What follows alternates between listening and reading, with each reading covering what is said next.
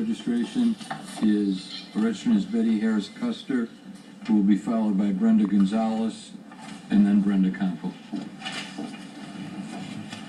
Thank you, Mr. Mayor, and thank you, common council members and city staff and citizens.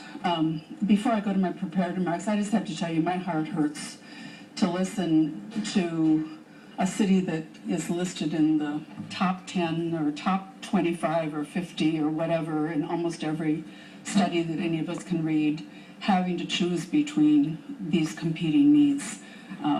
The gentleman from 4C, I didn't get to talk to him before he left, but I'm going to look him up and call him and tell him that I'd be willing to work with him and anybody else who could try to also do something about state funding. This just shouldn't happen, and it makes me so sad. Anyway, I assume many of you didn't expect to be here listening to us talk about Overture again, and many of us didn't expect to be here talking to you again either. As a lot of you have heard me say in the past, and as others have said tonight, I too was born and raised and have lived my whole life in Madison, Wisconsin. 1980 was an important year in my journey here. I married Corky Custer, and the Madison Civic Center was born. A year later, I started my business.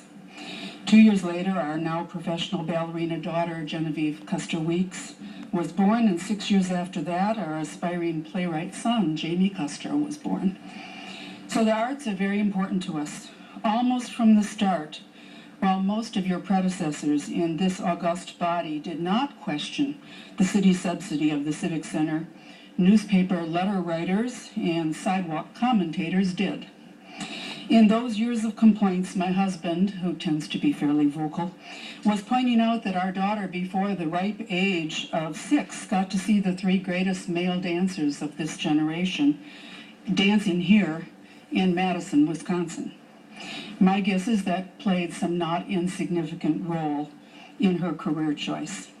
It's somewhat sad and ironic that now, as she prepares to come back and finish her 23-year career that began on the Oscar Mayer stage, took her to California and around the country, and now is bringing her back to finish her career on Overture, the Overture stage this December, that we're still discussing city subsidy of the arts, and specifically of the primary performance hall in the city and surrounding area.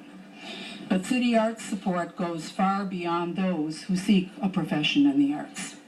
I grew up here in Madison hearing Gerald Bartell say, "The arts are for everyone. Support and enjoy." And I've been pleased in my role of raising money both for community centers and now as chair of the Overture Foundation Board Development Committee to have that statement as the beacon leading me on.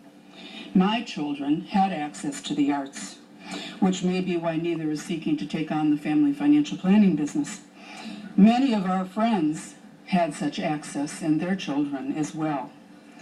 But none of us wants to have 2 Madisons, where the size of one's checkbook determines access to the account holder and that of their children to a good quality of life. We may not be talking about food, shelter, and transportation in arts supports, but we're also not talking about frivolous, insignificant aspects of life.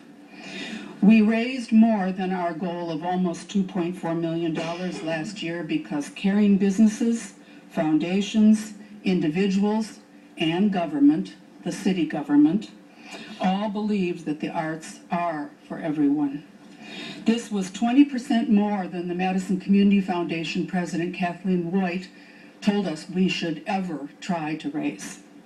This was 300% more than we'd ever raised in any other year before it. So, your response could easily be, great, fine, do it all again and more.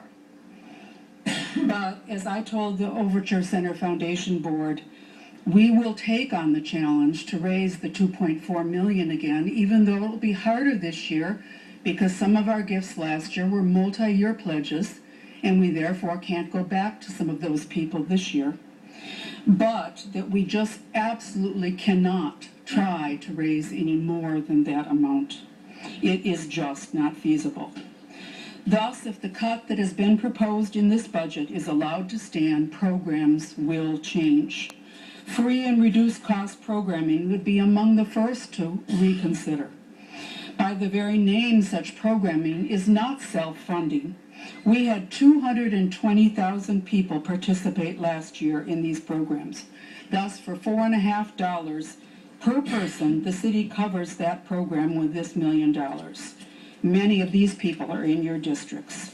Our business partners told us that Overture is a key part of the quality of life that helps them attract employees to their firms. We have heard that businesses feel it's a vital part of downtown in bringing back the shopping district to downtown, the residences downtown, the thriving restaurants. Soon we'll have a renovated library and probably some museum expansions. This all began in 1980 as my family did. The Civic Center started this rebirth. None of this was possible then without city support, and none of it can be preserved and allowed to flourish without the continued support that was pledged several years ago after months of sincere cooperation between many of you and many of those you represent. Thank you.